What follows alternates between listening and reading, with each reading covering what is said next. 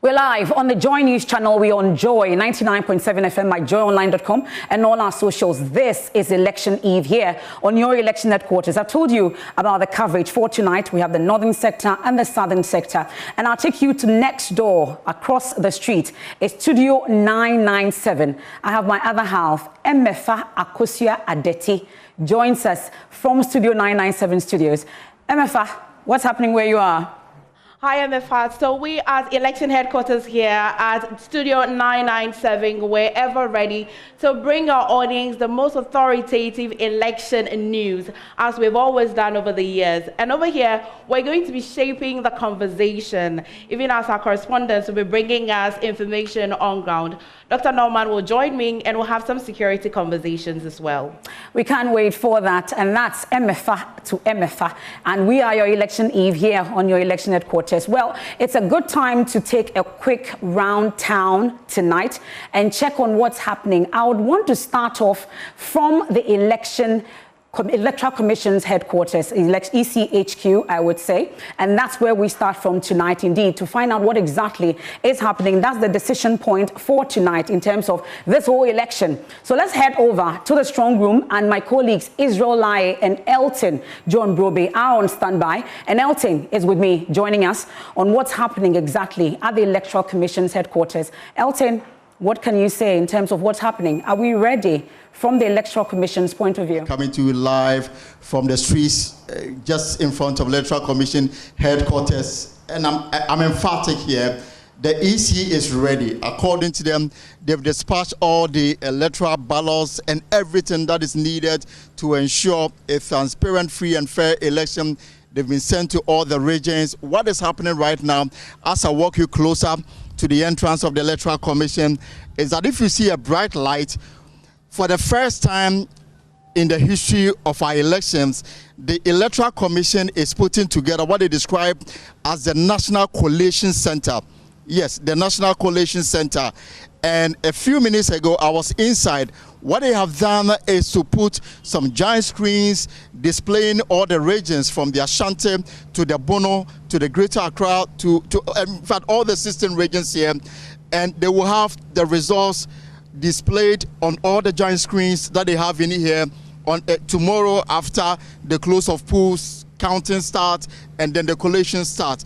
And this place is going to serve as the National Collation Center. Of course, there's also the strong room, but this time the strong room is at Accra International Conference Center. So whatever happens at the strong room will come to the National Collation Center, where the chairperson of the Electoral Commission, Jane Mensah, will do that announcement. So the EC is ready. In fact, when I got here, some technicians were trying to put together the place in readiness for what will happen after the voting tomorrow. Some personnel from the Electricity Company of Ghana were also in the process of installing some, bulbs here to ensure there is light here. So, MFA, the EC appears ready. What perhaps I can say that is not 100% ready is the fact that they are still putting together the National Collation Center. Well, so that's my colleague Elton Brobe on standby from the ECHQ, that's the Electoral Commission's headquarters. And of course, that's where we'll be bringing you all the information from the strong room. And he'll be joined with Israel Lai at the Electoral Commission's headquarters. Now, let me take you to the police headquarters. We know that security remains the backbone of any successful election. And we've heard from the National Elections Task Force led by the Inspector General of Police, Dr. George Akufu-Dampare, assuring Ghanaians about their preparedness to safeguard this particular democratic process, while final preparations and deployment of personnel is about to take off as we know it. And my colleague Kweku Asante is there for us, and he's about to shout the loudest ahoya ever. Kweku, I must salute you tonight, even though you are not one of the personnel that will be deployed. But what's the situation there at the police headquarters, you'd say? Well, Kweku Asante, is, you can see him in the feed there, of course, the slight delay in there. But Kweku, this is your chance. At least you should take us through what exactly is happening at the police headquarters in terms of the deployment. I salute MFA Ahoya. In fact, right here at the Ghana Police Service headquarters, the deployment is now done. In fact, just about 30 minutes ago, I did chance on the Inspector General of the Police, who did come to the Election Security Task Force press room, where his men have been working around the clock to brief journalists on what exactly the Ghana Police Service is doing in terms of their preparedness for tomorrow. The police, as we speak, are fully deployed. They've deployed men to every single part of the country, every single polling station. The IGP himself is sitting at the top of the chain, ensuring that people go down specifically to where they are needed. And so that has been done, and working right from the morning up until this afternoon to even the late evening, the IGP and his team were fleshing out the details to ensure that every specific polling station, every specific part of the country gets person deployed. And not only are these polling stations the big issues for the IGP and the Ghana Police Service, they are deploying people on standby for hotspots, places where they are likely to be issues. And so they have men and women on standby for when they have to move into those spaces. And so when it comes to the deployment itself, we expect tomorrow for every single polling station across the country, over 40,000 polling stations that the Electoral Commission has created across the country, there will be security men there, either the police themselves or other members of the Election Security Task Force. Of course, we have heard so far from the Ghana Armed Forces that they are not going to be deploying to the polling stations and will only be coming there if the Ghana Police Service requests of them to be there. And so that has been said and that has been trashed out. Those details have now been dealt with. But the IGP, right from the morning, and information we are getting right from the Election Security Task Force is that he's been working with his colleagues, the security chiefs from the other security agencies, to ensure that every single detail is checked and dealt with. And so as early as 4 a.m. tomorrow, if you go to all the polling stations from across the country, you're going to see security men there who are going to be stationed there right from morning up until the polls close at those polling stations. They will ensure that the ballot boxes are protected well and moved to the collation centers. At the collation centers, the constituency ones, it will be the same scenario there. That situation will also be protected. They will also ensure that persons who are not authorized to be there, and also the general security sense is dealt with when it comes to the coalition at the constituency level. It will then move to the national coalition, regional coalition centers, then ultimately to the national coalition center where Elton and Israel will be bringing out the details. So, MFR, the situation at the Ghana Police Service headquarters, it's calm now because the deployment is done, and every single person that needs to go down there to the specifics of the polling stations across the country have all now been sent. And the Ghana Police Service say they are ready to ensure that tomorrow's election is not only credible, but there will be zero violence. And they say that they are going to ensure that the election is violence-free. There's not going to be any issue. In fact, just gone by, the Ghana Police Service Director of Communications addressed journalists and urged the Ghanaian people to go out there and go and vote and be confident the Ghana Police Service is going to protect them.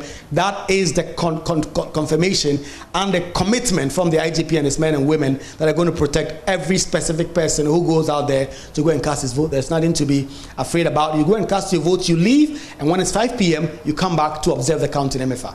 Well, they've earlier also, there were concerns about voter intimidation and then also the involvement of the military. Just a moment ago, we saw a statement from the Ghana Armed Forces on some deployments that will be made. Have we had any cause for the IGP to brief us exactly on what to expect with that collaboration between themselves and the other security agencies, for instance? So, MFR, as we speak, the Inspector General of Police himself is around. He's at the police headquarters now together with his men, deployed across the country, monitoring the situation to ensure that every specific issue goes as planned. The information we are getting is that this is something the police is leading when it comes to election day security, and that the Ghana Armed Forces are only coming in if the Ghana Police Service specifically requests them to do so. That has been the statement that was put out early on by the Ghana Armed Forces. And then when it comes to the statement put out early on today, in fact, just hours ago, that the Ghana Armed Forces are deploying, they are not deploying to the polling stations. That statement was a pain to actually affirm that they are not going to the polling stations. They are deploying closer so that when they are needed, they can always come close and ensure that the specifics are dealt with. And so the assurances from the Ghana Police Service and the information we are getting from really persons who are really higher up there is that this is going to be the Ghana Police Service leading the security right from when the polling starts up until when it closes to counting, to collation, to declaration of results is going to be the Ghana Police Service doing this job. And when they need the Ghana Armed Forces to come in and augment their numbers and help them deal with specific situations across the country, then they will come in. And so you are not expected to see any Ghana Armed Forces member or military man or military woman at any polling station or even close. They will be in secluded places and will only move in when the Ghana Police Service, I should say, actually needs them. Again, the IGP himself, Dr. George Ekufu-Dampare, right here at the Ghana Police Headquarters, working around the clock to ensure that every specifics of the process goes on smoothly, seamlessly. And the men and women who have been deployed across the country, a lot of them with body cams to monitor this process, the police will be able to do their job and will only invite the Ghana Armed Forces when they are overwhelmed or the situation needs the Ghana Armed Forces to come in. The Ghana Police Service says they are approaching this election with de-escalation, and they are going to do that and ensure that at every point in time, the tensions are de-escalated, and they will only use force at a very minimum level only when they are required to, absolutely,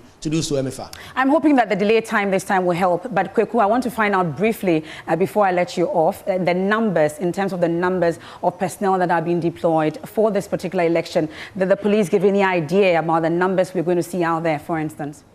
Okay, that's quite a long... So when it comes to the numbers, the Ghana Police Service is not so much keen on putting that out because these are operational issues that they do not wish to disclose. But we know that the Ghana Police Service across the country have over 40,000, 50,000 men, close to 50,000 men across the country. They've deployed a chunk of them, a bunch of them across the country. But in terms of the specifics of the numbers, the Ghana Police Service are not putting that out because those are operational details that they do not wish to actually disclose. Okay. Well, Kweku, thank you so much for joining us. Of course, that's Kweku Asante from the Police HQ. Now, let me take you to the largest opposition party's offices here in the Greater Accra region, where my colleague James Kwesi Aveji is joining us in terms of what exactly is happening, what's the activity there. These are places that we need to be watching out or looking out for in terms of this particular elections. James, you've been at the party headquarters. What exactly is happening there? Is there any action actually going on there?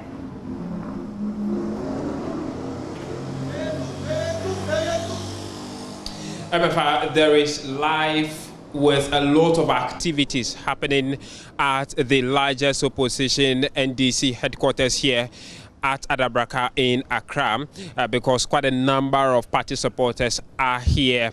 I've noticed a few changes here at the party headquarters.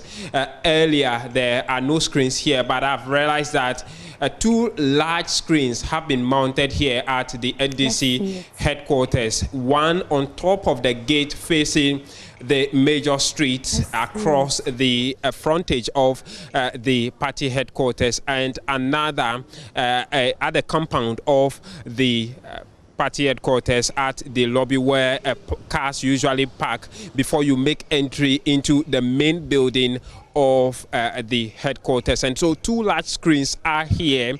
From my inquiry, I get the indication that they will be projecting numbers to the party members who would be gathered here on the final day of the election, being Saturday through Sunday, when all of the coalition are happening from the various constituencies, as well as the presidential results are trickling in. And so that is the party's preparation towards that.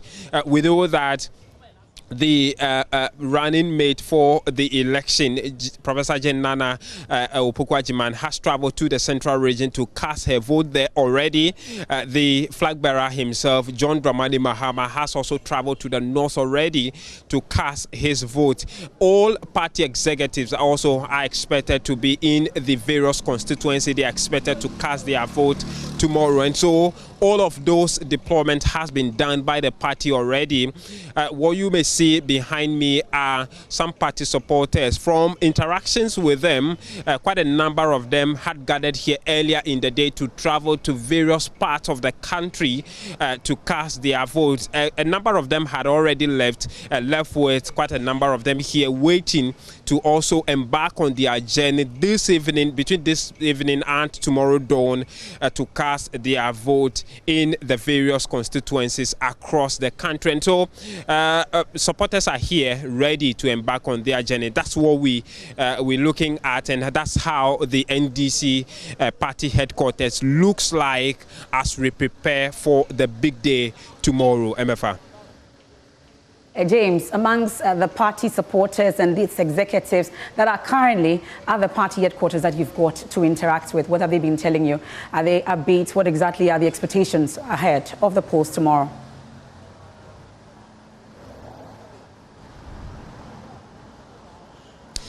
They are really ready. They are anxious of getting to their various constituencies to cast their vote. I've been speaking to them about the preaching about peace and how to maintain peace in this election, how to coexist with the opposing parties as well as candidates in the election. They've been giving me their commitment that all they want now is, transport to get to their destinations, to go cast their vote and spend a few days with their families before they make their way back to Accra. And so all of them are ready to go and exercise their constitutional mandate, for which reason they have agreed to abandon their work in the next few days over the weekend, all up to Monday, Tuesday, and Wednesday, abandon their work to go and cast their vote, spend time with their families, especially those of them who come in from the northern part of the country as well as the middle belt, who haven't been home for quite a number of months or for a while now.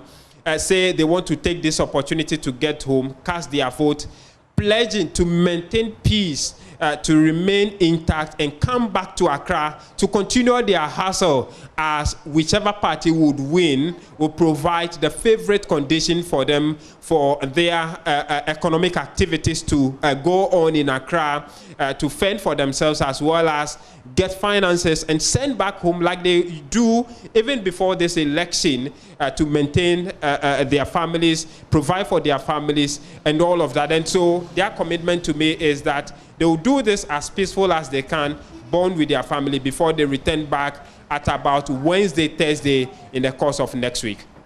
Well, it's a long night ahead. Let me let you save some energy. That's my colleague James Aveji there giving us updates from the NDC headquarters here in Adabraka in Accra. And you heard James make reference to the fact that the flag bearer of the NDC, John Dramani Mahama, is on his way up north to cast his ballot. It's the road to Bole, and my colleague Maxwell Agbagba has been with the team all through this campaigning and joins us via Zoom as well. Maxwell is with the team, at least, heading to where John Dramani Mahama will be casting his ballot. Maxwell, what's the situation? Are you there already, or we are still on that journey? We're still on that journey, so I'm sure you can see, from what you can see here, we're in a vehicle right now, John Mahama's convoy, following closely John Mahama's convoy. He's actually returning from his hometown. He's returning from Damongo. Damongo was where John Mahama was born, his hometown, Bole. But he went to Damongo, just left there about 30 minutes to 1 hour ago. He went there to commission a new palace that is financed and built for the overlord of Gonja. So he just went there, finished with the commissioning. Now he's heading to Tamale, and then tomorrow early in the morning he'll be heading to his hometown Bole to go and cast his ballot in the Bole Bamboy constituency. So what you can see right now is the convoy heading to Tamale right now. Tomorrow morning he'll be heading to Bole, his hometown, where he'll be casting his ballot, and will definitely be following. But it's been a very busy week for the NDC presidential candidate, especially when the campaign reached its home stretch. He was in the Ashanti region. Yesterday, he was in Ashanti region, campaigned in 3 constituencies before moving to the Greater Accra region to join party faithfuls in Medina for the final rally. And then as early as 9 a.m. this morning, he was back on the road, traveled all the way to Tamale and then to Damongo for this commissioning, and now is heading back and will be voting tomorrow in that election. And you can trust us that we're going to follow him and bring you up to the minute update on all his activities, on what he'll be doing, taking you to his polling station where he will be casting his ballot. That's the Bole Bamboy constituency. But right now we are heading to Tamale, and Tamale it's actually has a very interesting story, because the NDC presidential candidate spent some part of his life, in Tamale. He actually attended the Ghana Secondary School in Tamale.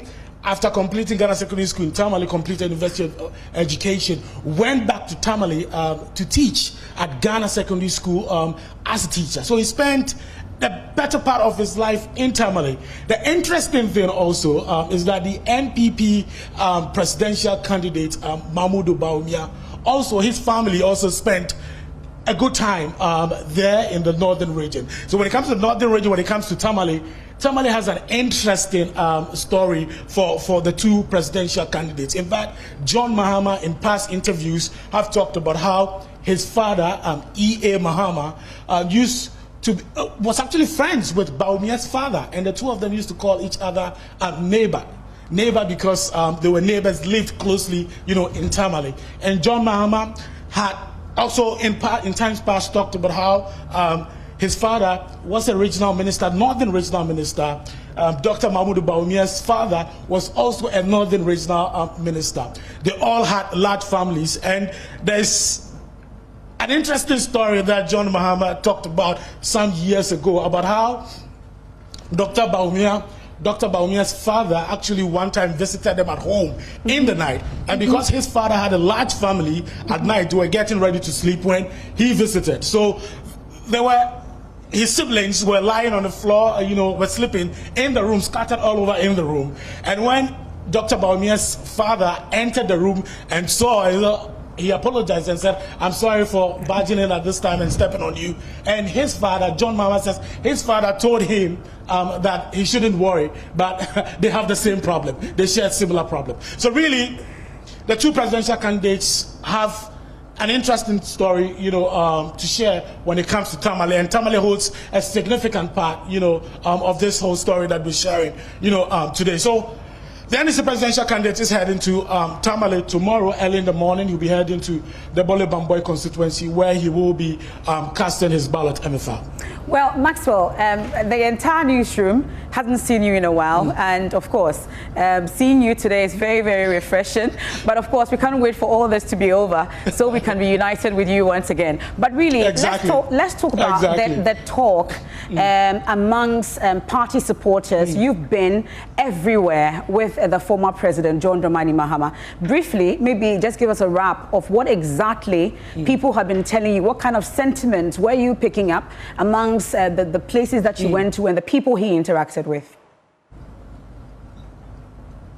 Well, a lot of the people I've been interacting with, especially NDC supporters who we came across at the various constituencies, they are very optimistic that the NDC is going to come out victorious in this election. And sometimes I ask them, why do you sound so optimistic? Why are you not giving room for, some pints of pessimism? They tell me that they've been in the country and they know what people are going through. They tell me that they themselves are feeling the pinch of what they say is the economic crisis that President Akufo-Addo has plunged this country into. And they say that all these things are not only affecting them, but people very close to them. So to them, it will be surprising for anybody to enter the ballot to cast their votes for the ruling party. They say this and many other, reasons make them very. Oh dear. Elections. Of course, also they've been talking about some of the NDC flagship programs, the 24-hour economy.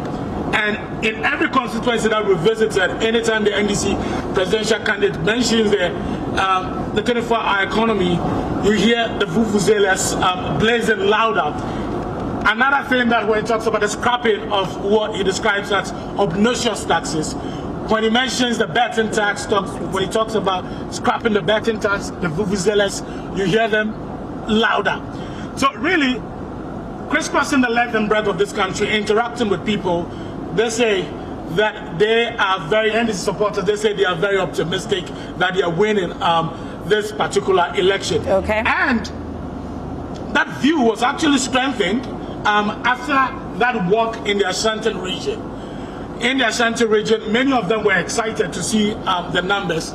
They told us that they really did not expect those numbers. And they say that in the NPP's stronghold, to see that number in NPP stronghold really gives them some belief that they're going to win the election. Okay. So across the length and breadth of this country, the 16 regions, it's optimism, you know, for party faithfuls, for the NDC party supporters. Well, it all boils down to the D-Day tomorrow. And Maxwell Agbagba, many of you are asking where he gets that energy from. A lot of Banku is where he gets that energy from. And that's my colleague Maxwell Agbagba there in that convoy as we speak. That's why he's in the vehicle, in that convoy of the former president, John Dramani Mahama, on his way to Bole to cast his ballot tomorrow. And I must say that the convoy of the vice president, Dr. Mahmoud Bawumia, has also set off all the way also to his home region to cast his ballot. And we are following that closely for you. At this point, I think it's a good time for me to bring you back here in Accra and take you to the NPP headquarters, where my colleague Samuel Kojo-Brace is on standby for us. Samuel, what's the situation? I know you've been to the various campaign offices for the NPP, also at the NPP headquarters. What can you tell us? Well, so MFA, just as you said, I've been to the national campaign headquarters to really gauge the mood there, to understand what's happening. Now, if you get to the campaign headquarters, for example, they are mounting tents where they will be monitoring the elections from. But there is a place where they will be collating the results, where they are not willing to tell us. But I know where it is. But I'm also not willing to tell. Would allow the party itself to tell us, because they tell us they will be taking us to the collation room to explain to us what the party intends to do in terms of collation or collating the results. But I am at where all the action for the MPP will be happening, where all the press conferences will be happening, where the flag bearer will be speaking to the nation from. This is where it will be, and that's where I am. I'll be walking you to exactly where we expect the flag bearer and the party leadership to be speaking to Ghanaians through the lenses of the media tomorrow, starting at around 8 tonight, because we are told that the party will be having a news conference shortly. But I'm trying to walk you through where exactly all the action for the MPP will be. If you come to this location and you come to this building, I don't want to name where. The party itself will tell us exactly where it is. I'm trying to take you to where they will be addressing the state. And look, they have mounted up places. They have set up a place where the media will stay all throughout this period. And you are just about to see where the party will be speaking to Ghanaians. This is where the action will be. This is where, if the flag bearer, Dr. Mahmoud Bawumia, wants to speak to the nation, this is where he will. This is where leadership of the party, if they want to speak to Ghanaians, this is where they will be speaking from. This is where the It Is Possible team will be communicating to the entire nation here in some parts of Accra. I could probably say that it's around Jowolu, but as to the exact location, I'll leave it to the party to communicate to us.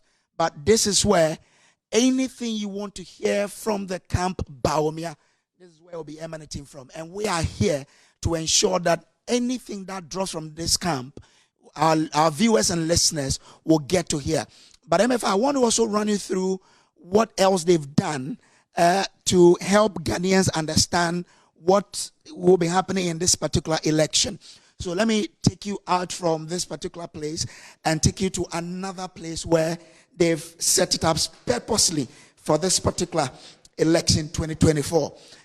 We are told that the party will be collecting its results, will be probably declaring it at some point, but actually the details, as I said, I am leaving it for the party itself, because they will be addressing the press very, very shortly, and we will be bringing that to our viewers and listeners wherever they are.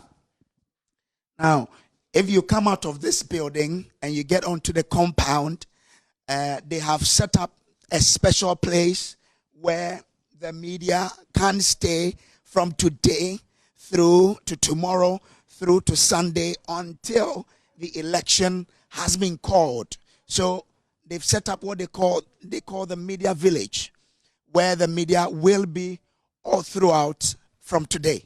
So when you come here, they've specifically set up this place, several tents, and they've mounted some structures around. This is where we'll be based. So our cameras, our eyes will be here 24/7, such that any information that leaves the MPP camp, because this is where it will be coming from, we will get it and we'll share it with the rest of our listeners and our viewers as well. So our viewers and listeners can count on us that whatever happens, we will make sure that they get it from the Camp Bawumia and the MPP. MFA.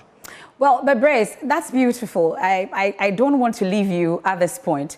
But what exactly is the information you're picking up? You've told us about what exactly will be happening in this particular press room and that building where you are, even though you don't want to give us the entire location just yet. But what exactly will be happening where you are? At what point will we get that information from the party? Then what will be happening at the main party headquarters as well, amongst others, and the campaign office of Dr. Mahmoud Bawumia, which we know also around Rage. So it looks like we have 3 different locations now for the NPP. What exactly is happening?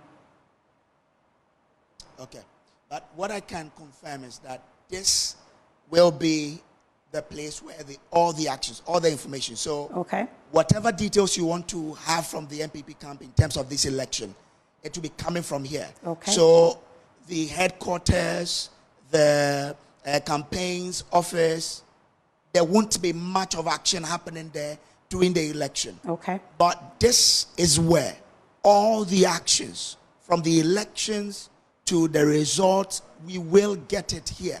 So the information I get is at a point, the flag bearer himself will probably be with us here.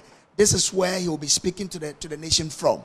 So I can guess that the coalition center for the MPP may probably be around this area, if not here exactly.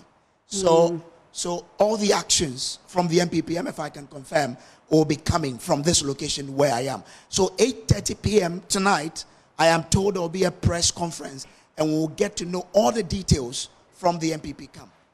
And that's our Ahanta Pele, Samuel Kojo Brace there, giving us all the details from the NPP camp as we speak. Now, I think it's a good time for me to take you elsewhere, because we know that a troubling trend, it cast a shadow over the elections. There were issues about voters photographing their ballot, vote buying, etc., especially during the special voting exercise this week. And the Coalition of Domestic Election Observers, CODEO, has been sounding the alarm on these practices, warning of its potential to undermine the integrity of the process tomorrow.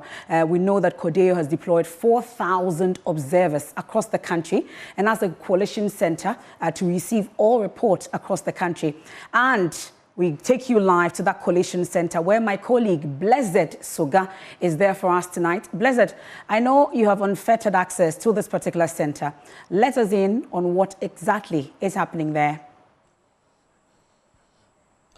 Precisely. Where we are now is the Kofi Annan International Peacekeeping Training Center, and what you see behind me says the story all. This is the Coalition of Domestic Election Observers, their National Information Center. And what's happening here primarily is that you have a group of 42 civil society organizations who are keen on monitoring the process before and after the elections, and they have decided to pitch camp here and to monitor every single activity that will happen before, during, and after the elections. And this is their nerve center. So this is the building in which they are. Let me give you a sense of what's happening here, because earlier today they held a press conference indicating that over 4,000 personnel have been deployed across the country who will now be monitoring the activities in 275 or 76 places across the country.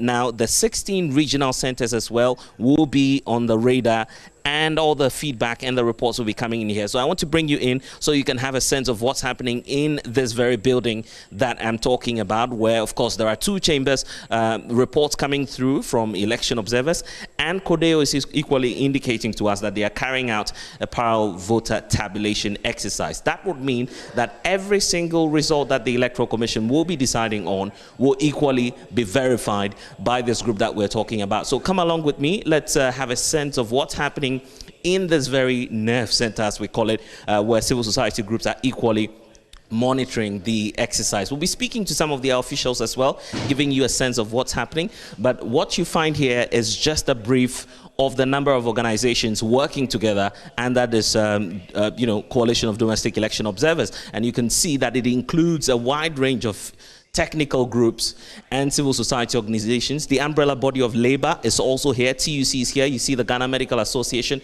the Commonwealth Human Rights Initiative, a host of, civil society groups coming together just to make sure that they monitor the exercise and ensure that it's peaceful and transparent as well. So this is where we are, and this is the moment we've all been waiting for, waiting to see what will happen here. All of the action is expected to happen tomorrow when, of course, polls open. But as you can see, all the activities have started. A number of officials of the CODEO working together and making sure that they are prepared for what will happen in the next 24 hours. So there's a need for us to get closer and have a sense of what's happening. Let's speak to some of the officials. They are busy, we admit that fact, but let's get to see what's happening. Of course. So good evening to you, sir. You're live on Joy News.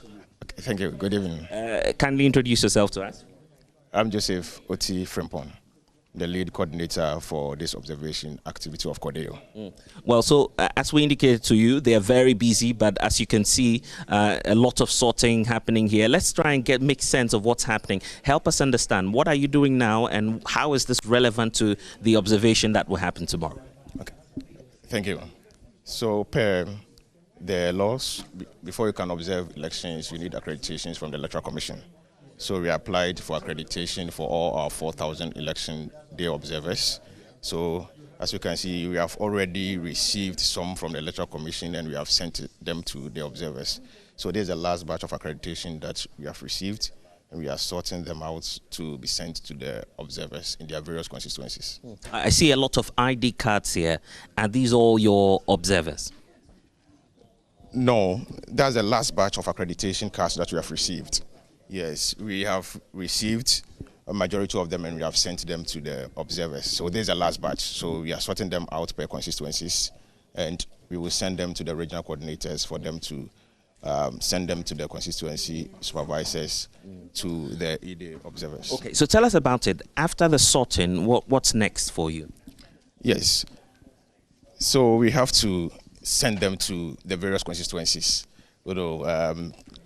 Tomorrow is the day that we are having the elections, so these accreditation cards, they have to get to the observers as early as possible so that they can be given access to the polling station to do the observation. So we hope to finish this tonight and send them before tomorrow. I need to tell our viewers that this is a very big space, so I see a number of devices here as well. Interesting figures already on the screens, which we'll get to shortly. But tell us about, the devices we're seeing here, and what's the use to the observation that you'll be doing?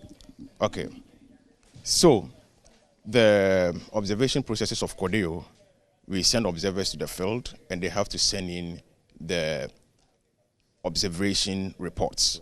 So we have times that they have to send. We are collecting 7 reports from the observers on the field. We are collecting reports on their arrival, when they arrived at the polling station. Did they see the polling officials? Then we are getting information on the setup of the polling station, the opening of the polling station, the voting processes. Then we get information also on the closing of the polling station, the counting and declaration, and the results itself. Yeah. So here's the data center. So we have 40 data entry clerks who will be stationed here. They will be running a shift of 20 people at a time. So when the observers send in the information, these are the people who verify the information, and in case there are some gaps within the information that they have sent, these are the people who will verify the information. So we have every observer details on these equipment as you see. And we have the large screen there that also gives out the interface of what is on these things. So we'll get to that shortly, but I see that you're doing the segmentation based on regions. Yes. Is that a correct observation? Yes. So that's for easy coordination. Yeah, so we have zoned the country. So we have, for instance, this is Greater Accra on our screens now. Yes. So that means that the data entry clerk here will only focus on observers from Greater Accra. So we have selected some constituencies within Greater Accra region for this particular data entry clerks. So his focus will be on those constituencies within the Greater Accra region. Yes. So and the other one too there is for Ashanti region. So his focus will be on the selected constituencies within the Ashanti region. I see. Interesting figures here, 18.6 million plus, and some other figures here. Tell us about what we're seeing to the rear of this, observers. Yeah. So what you see there is the data from the Electoral Commission of Ghana. Yeah. So we have the voter on the biometric register for the 2024 general election over there. And we have the special voters, their number, and we have the voters without biometric data, and the total, the number of total valid voters. Yeah, so that's the data from the Electoral Commission for the 2024 general elections. Yes. I see. And what you intend to do now is to make sense of all of this figure and put it back on the screens, the bigger screen that we have here, and then try as much as possible to do what you're calling the parallel voter tabulation. There are a lot of people who do not understand that process. Are you collating all of the figures, or what's likely to happen here? Okay, so we, for the parallel vote tabulation, we sampled the polling stations. Yes, so that's what we are going to use. It's a statistical method to verify the election day results. So we have selected some polling stations, and we will take the results from there and use it to verify the official results that will be declared after the elections. And this is to test the veracity, I believe, of what the EC will declare. Yes. Yes, at least that helps. That helps because since we started using the PVT in 2008, all the PVT results that we have issued, the margin of error is very low. Yes. I see. It's going to be a long night, guys, and I must say that we are your election headquarters, and this is where we're bringing you a sense of what CODEO is doing ahead of the main day, D-Day, December 7, which will be the day for the elections. But I want us to, one more time, wrap up by looking at some of the key issues that you issued today. Your last election observer pre-election survey is out. A key concern that you have has got to do with people and their activities in the polling booth. You say that some of them are even taking pictures of their ballot papers. That's against the law, isn't it? Oh, yes, it is. And that also conflicts with the secrecy of ballots. Yeah, so it's something going into the main elections tomorrow. We hope that people will not do those kind of things so as to protect their ballots to help safeguard the democracy that we are enjoying. Is there anything else you'd want our viewers to know? Because in the next few hours, there's nothing else you could say to an electorate. They are just going right into the polling booth. Is there a message from CODEO to these people? Yeah, so we encourage people to go and vote. And we don't want them to go there and do something which is against the law. They should go, exercise their franchise, and go home and monitor the processes. Yes.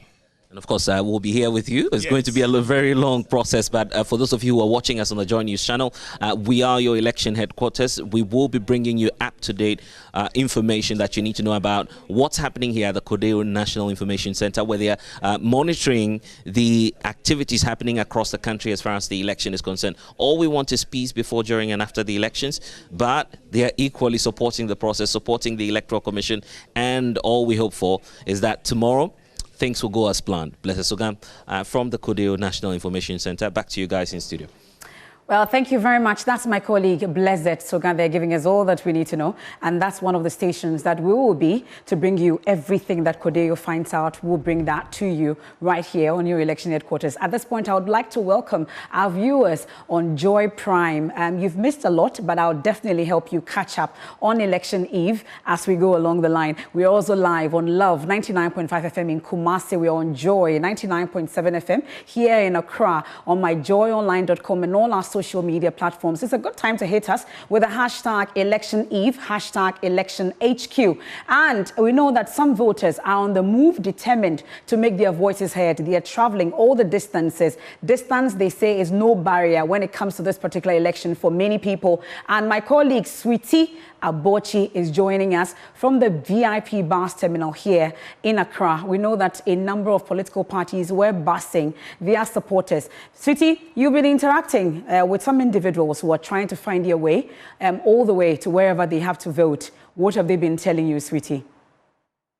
Okay, well, Sweetie will join us shortly. I hope that the buses have not taken her away, but she will join us shortly with more from what she's been learning from some travelers. Like I said, many buses, there are buses that have been provided by a number of political parties, at least the two major political parties. We've seen them say that they are ready to bus their supporters to wherever they have to go to be able to cast their ballot, which is crucial for them. And once again, Sweetie is with us and has been interacting with some travelers. Sweetie, what have you been able to find out? Hopefully, you are not joining any of the buses. Hi, hello, MFI, good evening. So we are coming to you live from the VIP station inside Circle, and the crowd here decides to see. I mean, if people are not already queuing in their various constituencies with stones, then this is where the crowd is. People from various parties here, and I want to take you around and interact with some of them. In fact, most of the people, Razak, you can show them around. Most of the people you see around here this evening are all traveling to vote. Some of them have been speaking to us off camera. I want to get to a particular lady who says she's been waiting here for over 2 hours because there are no buses. It looks like everyone is traveling to vote. Hi, beautiful. So you're live on Joy News. You were telling us that you're traveling to vote. Where are you going again? I'm going to Ahafo Kenyasi. Why are you traveling at this time of the night? Well, actually, the bus to Ahafo Kenyasi normally goes in the evening. So I even came here around 4. Then I've been standing on my feet till 9. There's no bus in like the whole place is dark, as you can see. And then I also don't want to go home. I want to go and vote. Like, yeah. It's very important for you to vote this year. Why? Like, we all know we are all suffering, right? Yeah, are you not suffering? Are you okay? No, nobody's okay, right? So